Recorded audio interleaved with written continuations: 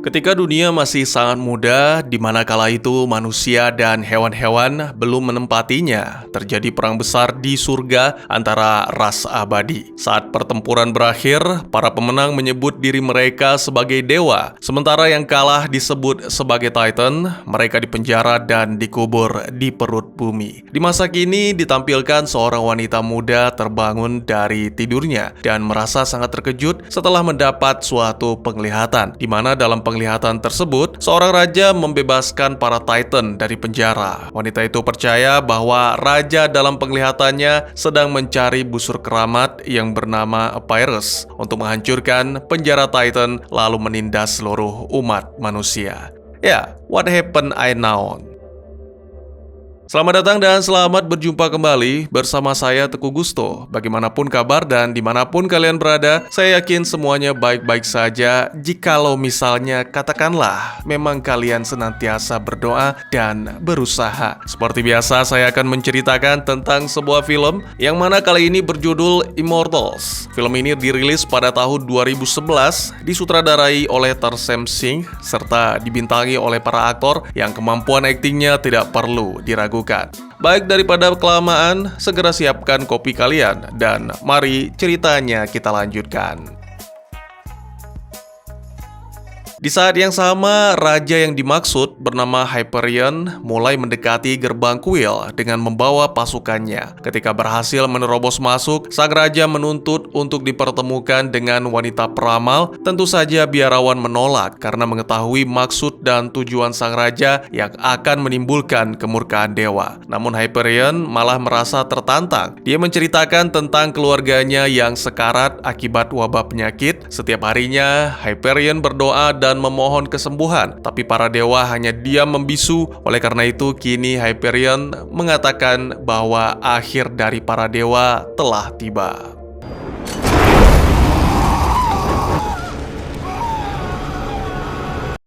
Sementara itu di tempat lain, di Kolpos Peninsula, ditampilkan seorang pria tangguh bernama Theseus yang tinggal bersama sang ibu. Pada suatu hari, para prajurit mengumpulkan semua warga, lalu seorang jenderal bernama Helios mengumumkan tentang Hyperion dan pasukannya berhasil menduduki kuil Sibylline, yang mana kemungkinan selanjutnya akan menyerang desa-desa sekitar. Oleh karena itu, Helios menyarankan agar para penduduk mengungsi ke Gunung Tartarus, di mana terdapat tembok besar yang kokoh. Segera para penduduk desa dengan cepat memulai evakuasi, namun tidak dengan Theseus dan kaum petani yang dipaksa untuk tetap tinggal menerima nasib. Hal ini membuat Theseus marah sehingga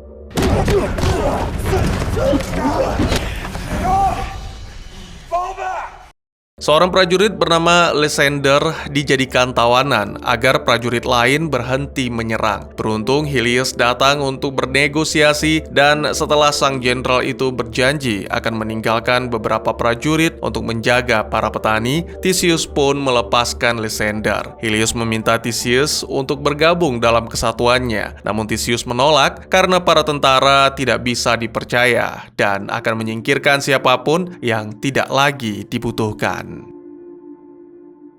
Theseus kemudian pergi menemui gurunya yang biasanya dipanggil Pak Tua, yang mana banyak memberikannya pelajaran berharga. Pak Tua mengungkapkan ketidakinginannya untuk meninggalkan Kolpos karena Hyperion dan pasukannya akan memberikan kematian yang cepat, yang mana itu jauh lebih baik daripada kematian perlahan dalam perjalanan ke Tartarus. Namun dalam pertemuan terakhir itu, Pak Tua tidak bosan-bosan mengingatkan muridnya untuk selalu mengangkat senjata demi membela yang benar. Saat malam, ketika hendak beristirahat, Pak Tua merasakan suatu kehadiran. Dalam sekejap, wujudnya berubah menjadi pria muda dan diketahui ternyata Pak Tua itu adalah Dewa Zeus. Sementara yang datang adalah putrinya sendiri, yaitu Dewi Athena. Dari percakapan mereka, diketahui bahwa Zeus menghabiskan banyak waktu bersama Theseus karena sangat yakin Theseus mampu memimpin manusia untuk melawan Hyperion. Namun, itu haruslah keputusan Theseus sendiri. Semua bangsawan telah dievakuasi, kini yang tinggal hanyalah petani. Dan sesuai janji, ada beberapa prajurit yang ditugaskan menjaga mereka. Lysander yang sebenarnya telah dipecat, datang mengunjungi rekan-rekan untuk memprovokasi dan tiba-tiba saja dengan keji menghabisi mereka semua.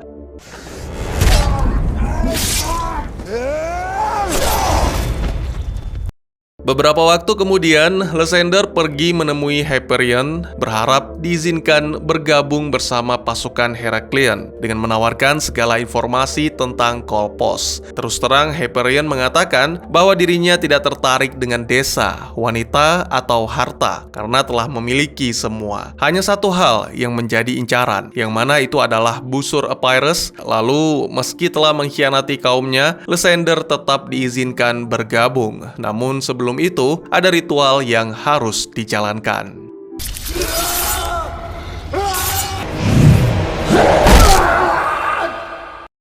Kembali ke tokoh utama kita yang pada keesokan harinya menuju ke bukit untuk berlatih dengan tombaknya. Tiba-tiba pria itu melihat burung elang yang terbang mengarah ke Kolpos dan sangat mengejutkan, ternyata selama dalam perjalanan desanya telah diserang. Beberapa waktu kemudian saat Theseus kembali, dia melihat sang ibu yang sedang ditangkap dan siap dieksekusi. Seketika emosi Theseus meledak dan mulai menyerang para prajurit Heraklion dengan brutal. Sayangnya aksi itu segera dihentikan, lalu Hyperion mengambil alih eksekusi di depan mata Theseus.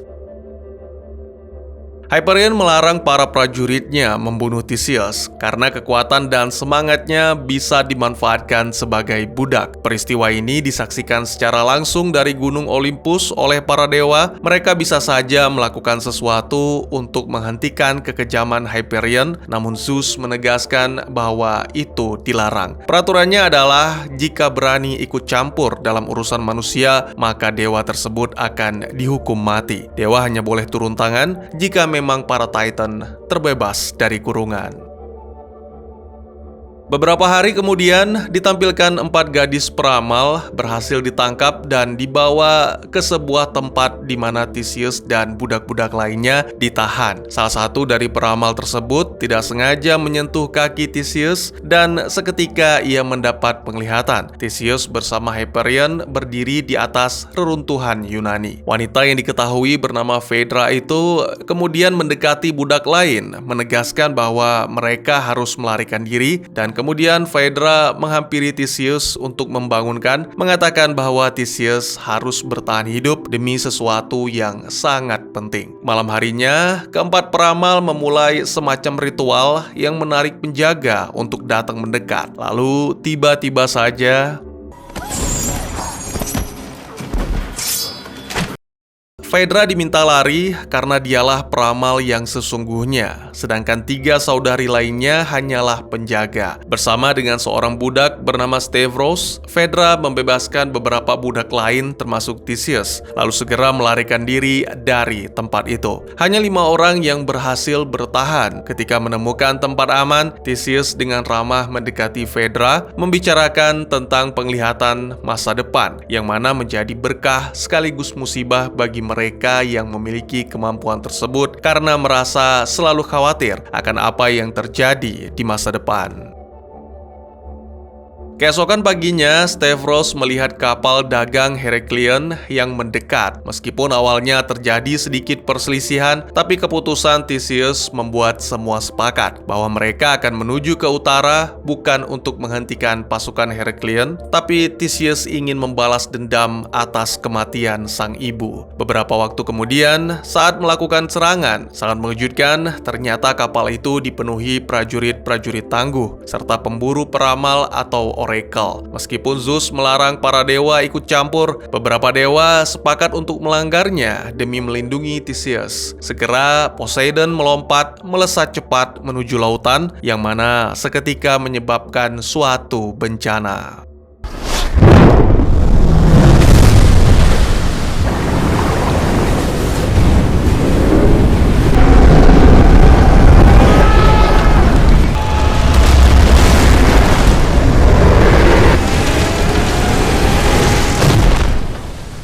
Setelah berhasil selamat, Theseus dan Phaedra kembali membicarakan tentang penglihatan, di mana Phaedra menjelaskan mengenai pertemuan Theseus dan Hyperion dan mayat yang berada di bawahnya. Ini mengingatkan Theseus akan sang ibu yang belum dimakamkan. Oleh karena itu, Phaedra menyarankan agar Theseus memakamkan ibunya, meskipun Theseus tidak mempercayai dewa, tapi sang ibu percaya. Oleh karena itu, sudah seharusnya mendapatkan pemakaman yang layak.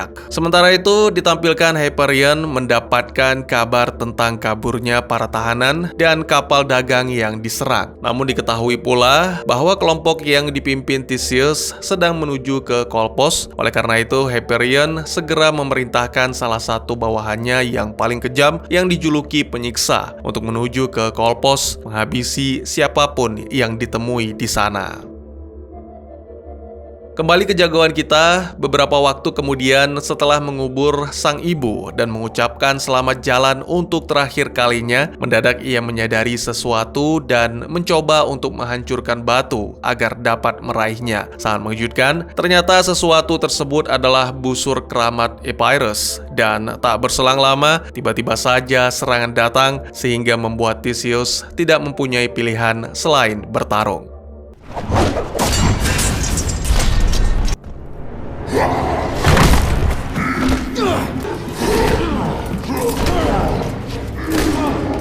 Ya, ternyata musuhnya adalah si penyiksa yang dikirim Hyperion. Meskipun mengalami luka, Theseus berhasil menghabisi si penyiksa yang berpenampilan seperti Minotaur.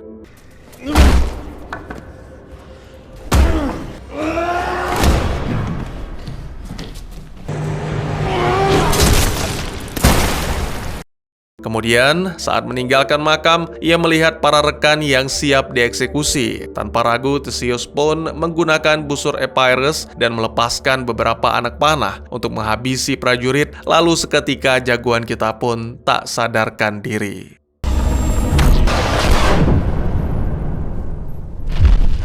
Beberapa waktu kemudian, saat terbangun, Theseus mendapati diri sedang bersama dengan Phaedra. Diketahui bahwa ternyata Theseus terkena racun, keduanya saling menatap dalam, lalu semakin mendekat. Dan puasa bang.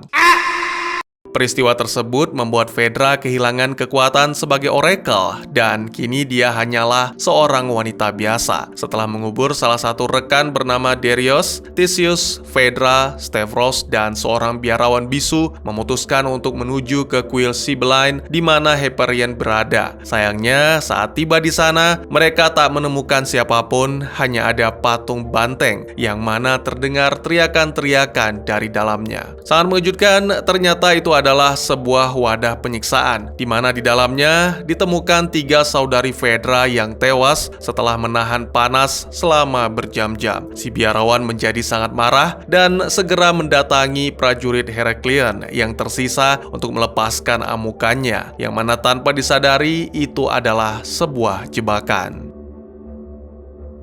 Selain kehilangan busur, kini Theseus juga terancam kehilangan nyawa, seperti yang dialami si biarawan. Tiba-tiba saja, bantuan datang dari Eris, sang dewa perang, yang membantai seluruh prajurit dengan brutal. Selain itu, Athena juga ikut membantu, membawakan 2 ekor kuda keramat yang akan terus berlari tanpa henti sampai ke tujuan, yaitu Tartarus. Namun, saat hendak berangkat, tiba-tiba saja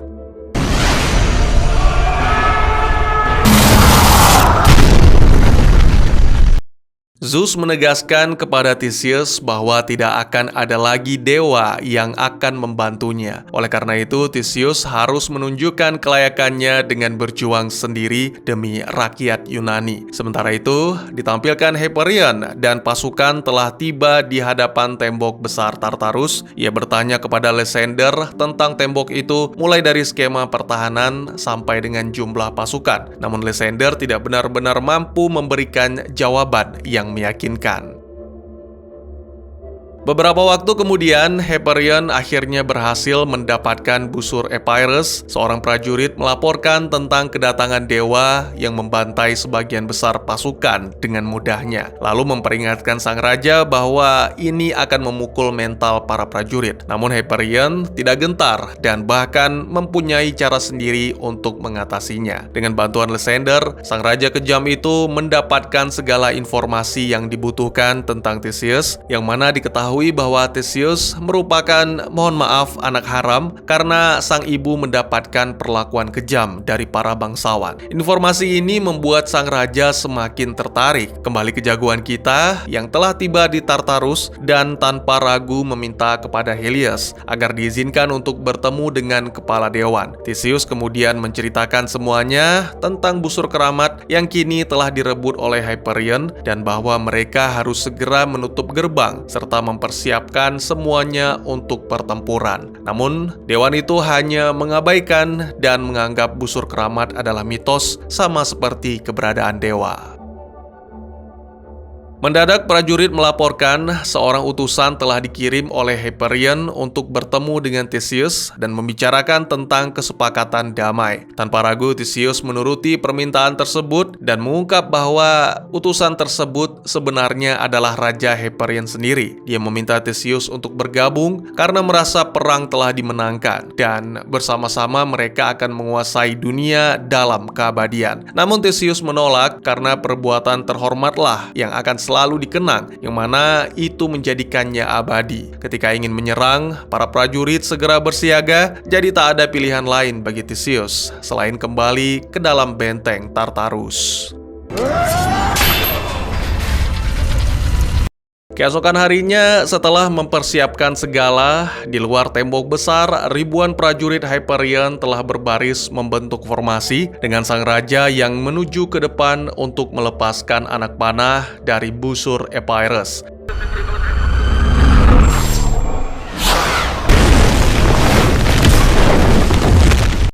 Hal ini membuat prajurit Yunani kocar-kacir tak tentu arah, sampai akhirnya Theseus mencoba menyatukan kembali, mengucapkan kalimat-kalimat penyemangat, serta memberikan alasan kepada para prajurit itu untuk terus berjuang. Karena jika menyerah sekarang, itu sama saja dengan menyerahkan keluarga mereka untuk disiksa dan dijadikan budak. Tak hanya bicara, tapi Theseus juga memimpin para prajurit untuk maju menghadapi gempuran. Mereka memanfaatkan celah yang sempit di mana jumlah pasukan Hyperion tidak ada artinya. Ini sama seperti strategi Leonidas dalam film 300.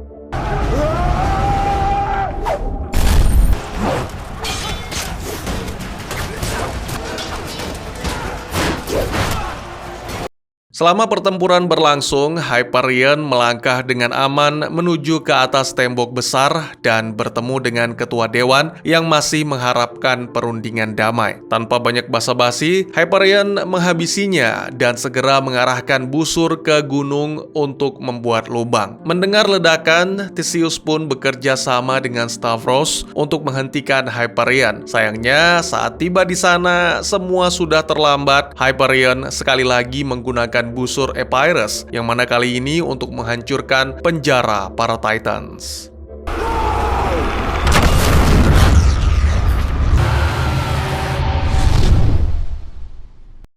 Saat terbangun, Theseus melihat Stavros yang terluka parah dan berusaha menahan para Titan. Namun sayangnya itu semua percuma. Segera para Titan mengerubungi Stavros seperti kawanan serigala yang melahap mangsa.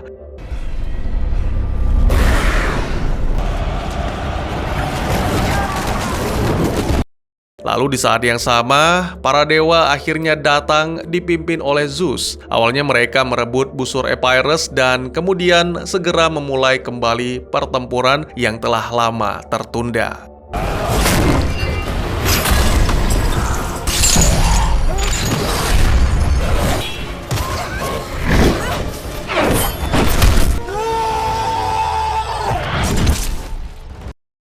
Sementara itu, jagoan kita juga memiliki pertempuran sendiri melawan Raja Hyperion. Dua pertempuran itu sama-sama brutal dan pastinya sampai mati. Pada pertempuran Dewa melawan Titan, Dewa Apollo dan Hercules terbunuh, sementara Poseidon masih bertahan dan bertarung dengan gagah berani menghabisi para Titan. Athena juga bertarung dengan sangat baik, namun kalah dalam jumlah. Lambat laun membuatnya lelah dan akhirnya segera dimanfaatkan oleh para Titan. Tentu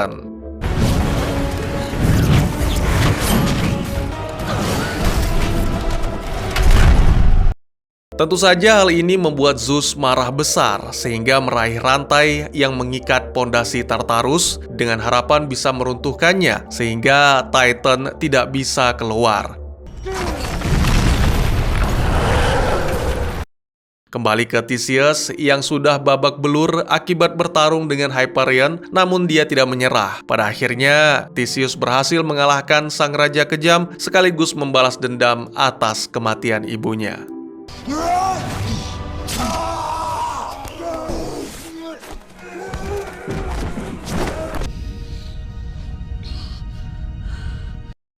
Kembali ke pertempuran para dewa yang mana setelah tewasnya Poseidon, berarti kini hanya Zeus yang bertahan, sehingga melanjutkan rencana meruntuhkan Tartarus adalah suatu keputusan yang tepat.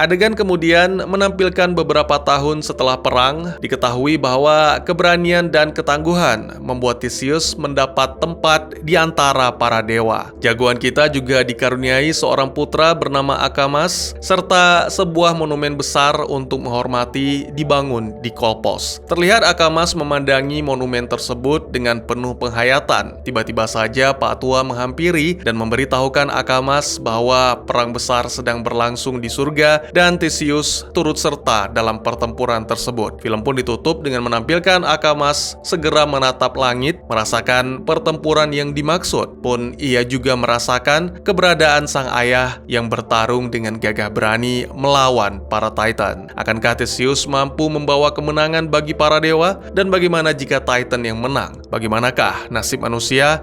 Dan tamat. Film dengan aksi yang seru dan menegangkan, apalagi dibintangi oleh aktor yang merupakan salah satu idola saya, The Man of Steel, Henry Cavill. Ya, saya pikir kita semua sepakat, selain aksi yang menegangkan, CGI-nya juga sangat menawan. Ya, hanya saja ada beberapa hal yang saya tidak mengerti. Ya, mitologi Yunani. Mungkin beberapa orang memiliki pengetahuan yang berbeda-beda tentang mitologi ini. Meskipun memang ada kesepakatan umum tentang beberapa tema dasar dan deskripsi. Film tentu saja bisa mengubah mitos sesuka hati mereka, dan saya biasanya tidak keberatan untuk mencoba memahami kembali. Namun, tentunya perubahan-perubahan tersebut seharusnya memiliki alasan untuk menyampaikan inti atau demi membuat cerita menjadi lebih dramatis. Nah, film ini sebaliknya malah bikin saya geleng-geleng kepala. Pertama-tama, kok kostumnya begini ya? Para dewa mengenakan kostum yang terlalu terbuka sehingga kurang sedap dipandang mata. Mahkota-mahkota yang dikenakan di kepala membuat saya tambah bingung. Itu melambangkan sesuatu, tapi sama sekali tidak dijelaskan dan bahkan sulit diingat. Contohnya Poseidon yang mengenakan kerang di telinga seperti headphone dengan tambahan kawat-kawat emas yang terlihat random. Saya sama sekali tidak menyadari bahwa itu adalah Poseidon sampai dia mengeluarkan trisula yang menjadi ciri khas. Dewa lainnya mengenakan mahkota dengan kawat tajam seperti duri, yang mana awalnya saya kira itu adalah dewa matahari, tapi ternyata itu adalah Ares. Lagi pula, kenapa dia membawa palu seperti Thor? Seingat saya, senjata Ares itu tombak atau pedang. Belum selesai sampai di situ, karena saya biasanya suka menonton kredit terutama bagian pemeran. Hal yang mengejutkan adalah keberadaan Hercules. Apakah ada yang sadar Hercules ada di antara dewa-dewa itu? Karena biasanya Hercules terkenal akan kekuatannya, tentu kebanyakan dari kita berpikir bahwa Hercules adalah yang paling berotot. Tapi ini malah lagi-lagi bikin geleng-geleng kepala. Kalau untuk Athena, menurut saya masih oke-oke saja, diperankan oleh Isabel Lucas yang tampil menarik hampir di setiap filmnya. Lalu bagaimana dengan Zeus? Ya, dewa petir yang merupakan pemimpin ini melarang para dewa berinteraksi dengan manusia dalam wujud sebenarnya. Karena dia khawatir, hal ini dapat mengganggu alam semesta. Dalam mitologi Yunani yang pernah saya baca dan mengutip beberapa film lain yang pernah saya tonton, interaksi antara dewa dan manusia seringkali menyebabkan terjadinya peristiwa yang tak diinginkan, seperti bencana atau kekacauan. Jadi saya pikir ini cukup sesuai. Zeus sebenarnya lebih fokus ke urusan dewa dan kekuasaannya di Olympus daripada ngurusin masalah manusia. Hanya saja tidak sampai menghabisi salah satu anaknya sendiri, Eris contohnya. Diketahui bahwa Zeus adalah pemimpin yang otoriter dan seringkali bertindak keras kepada dewa ataupun manusia yang menentang, tapi tidak sampai menghabisi salah satu anaknya. Lagi pula, saya yakin kita semua mengetahui kalau Zeus itu dewa petir. Senjata utamanya ya tentu saja petir. Lah ini ngapain pakai cambuk api? Jadi tambah aneh kan? Tapi di atas semua itu, yang paling the best anehnya adalah Titan. Apa yang terjadi dengan mereka sampai bisa menjadi sekecil itu? Saya yakin jika mendengar kata Titan, yang paling pertama terlintas di pikiran kita adalah raksasa yang sangat kuat. Sehingga para dewa harus menyatukan seluruh kekuatan atau menempuh cara-cara khusus untuk mengalahkan mereka. Misalnya dalam film Clash of the Titans, Hades melepaskan Kraken. Lalu di dalam game God of War, Zeus menggunakan Blade of Olympus. Ini malah kebalikannya. 3 Titan bahkan tidak mampu untuk mengalahkan satu dewa. Apa mungkin selama ini di penjara mereka sakit sehingga menjadi lemah dan tubuh mereka mengecil? Lalu Theseus, ya saya pikir ini 50-50. Di satu sisi saya melihat peran tokoh utama kita tidaklah penting, karena pada akhirnya Titan bebas dan para dewalah yang turun tangan langsung untuk menghadapi mereka. Sedangkan Theseus malah disuruh pergi. Tapi di sisi lain saya melihat Hyperion juga menjadi ancaman bagi seluruh rakyat Yunani. Jadi peran penting Theseus adalah membawa kedamaian bagi seluruh rakyat, sehingga bisa hidup dengan aman dan tentram. Bagaimana menurut kalian? Mohon maaf, saya tidak bermaksud menjelek-jelekan. Pada intinya, saya sangat menikmati action dan CGI yang saya pikir luar biasa pada masanya. Namun ya, kembali lagi, dibutuhkan pendongeng handal untuk membuat suatu film menjadi lebih menarik. Kurang lebih demikian, terima kasih buat yang sudah menyaksikan. Silahkan memberikan komentar, bertanya, ataupun merequest kira-kira film apa yang menarik untuk dibahas. Bisa lewat kolom komentar, atau buat yang malu-malu bisa via DM ke Instagram saya di @tekugusto. Insya Allah pasti akan dibaca. Mari kita jadikan kolom komentar sebagai sarana penambah wawasan dan menciptakan jalinan persaudaraan, bukan malah menjadikannya sebagai tempat pembulian sehingga menciptakan permusuhan. Jangan lupa untuk dukung terus channel ini dengan cara share, like, dan subscribe, karena dukungan dari kalian sangat berharga bagi saya demi perkembangan channel ini. Saya Gusto, sampai jumpa di video selanjutnya. Tetap semangat, tetap bersyukur setiap hari. Dadah!